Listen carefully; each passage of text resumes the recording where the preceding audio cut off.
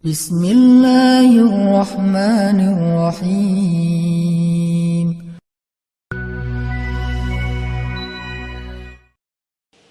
Pernah manggil ya Jabbar pas lagi sakit hati? Makanya sering sakit hati. Jabbar itu panggilan untuk orang yang lagi sakit hati, habis dikecewain.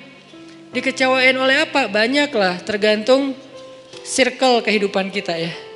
Ada yang circle-nya lebih ke main, berarti disakitin sama gengnya.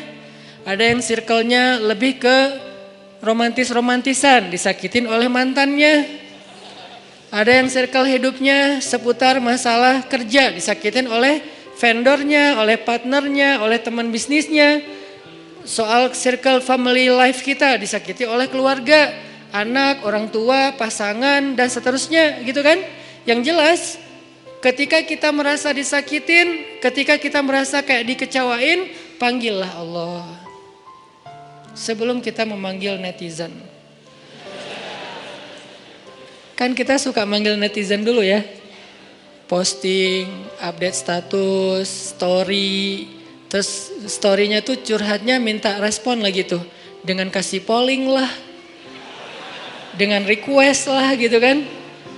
Baiknya gue putusin atau enggak ya, request gitu. Semuanya putusin terus dia bingung. Gimana ya. Nah sebelum kita istisyarah kepada netizen. Karena netizen itu istisyarah.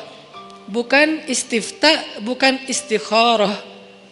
Yang paling tinggi itu kan derajatnya dari 3 level. Meminta pendapat, nomor 1 tuh istikharah. Minta pendapat Allah. Kedua istifta, minta pendapat ulama. Orang yang berilmu. Ketiga istisyarah, minta pendapat orang yang lebih bijak dan berpengalaman. Termasuk kepada teman kita atau followers kita atau geng kita, itu istisyarah. Sebelum kita istisyarah netizen, ya ayyuhal netizen, sebelum kita pakai kalimat itu, atau ya ustaz, bahkan sebelum ustaz, ya kiai, ya syekh, maka ya Allah. Panggil Allah Subhanahu wa ta'ala. Manggilnya gimana Ustadz? Salah satunya selain kata Allah pastinya, karena itu kalimat yang paling mulia, kita juga bisa manggil tematik. Ya Jabbar. Ya Jabbar itu bisa 2. Sebetulnya 3 maknanya Jabbar, tapi yang lebih common tuh 2. 1, dipanggil untuk masalah-masalah yang sifatnya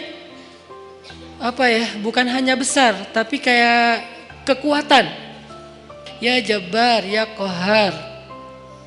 Arti Jabbar dalam konteks itu yang perkasa, yang memaksa, ya Qahar yang menaklukkan.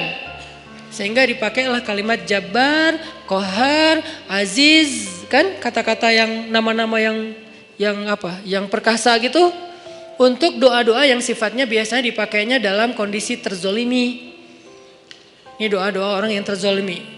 Kayaknya gak perlu dihafal juga sih. Bukan gak perlu dihafal, gak perlu dipakai. Kenapa? Berharap kita tidak mendoakan orang yang zolim. Kecuali yang dizolimi dalam urusan agama. Kalau dizolimi urusan pribadi sih, mending jangan mendoakan orang yang menzolimi. Kenapa? Rugi. Mending doain diri sendiri.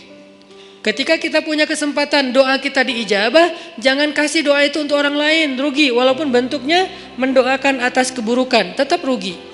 Mending kita pakai buat doain diri kita sendiri. Ya Allah, saya lagi dizolimin, mudah-mudahan. Nah gitu kan. Berarti kan kita dapat kebaikan.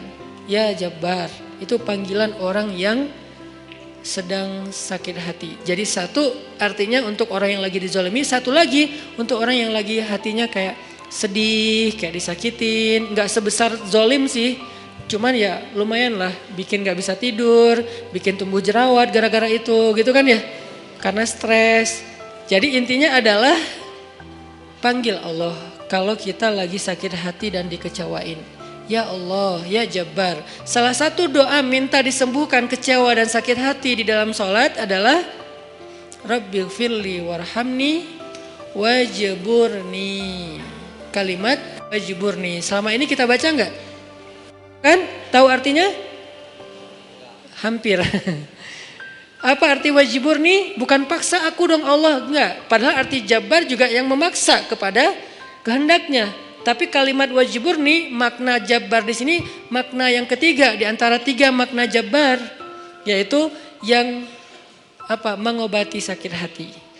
Jadi ketika kita berdoa, Rabbighfirli warhamni wajburni warfa'ni warzuqni wahdini wa'afini, banyak banget ya, luar biasa kita ya. Wajburni itu artinya kalau kita terjemahin, sembuhkanlah sakit hati saya. Atau bahasa lain juga bisa diterjemahin, hiburlah aku ya Allah, aku lagi sedih nih.